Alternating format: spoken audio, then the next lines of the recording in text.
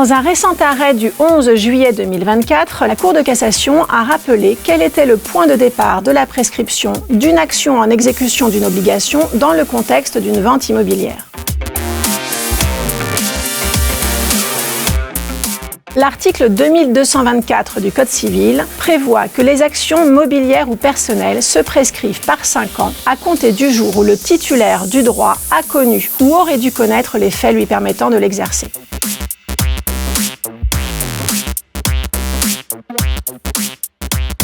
Dans l'affaire qui nous intéresse, une promesse unilatérale de vente avait été conclue par acte authentique. Et celle-ci comportait une condition suspensive d'obtention d'un prêt dans un certain délai et une indemnité d'immobilisation de 10%. Le bénéficiaire n'a pas obtenu son prêt et a assigné longtemps après les promettants en restitution de l'indemnité d'immobilisation séquestrée entre les mains du notaire.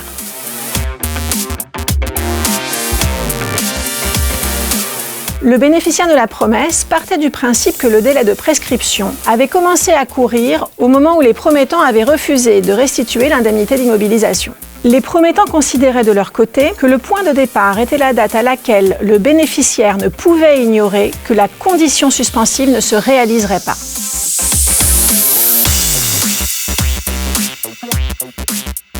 Les demandes du bénéficiaire sont jugées irrecevables. En effet, la Cour de cassation considère que le point de départ de la prescription d'une demande de restitution d'une indemnité d'immobilisation n'est pas la date du refus d'exécution des promettants. C'est la date d'exigibilité de la créance, c'est-à-dire la date de la défaillance de la condition suspensive, en l'espèce la date butoir fixée par la promesse pour obtenir un emprunt.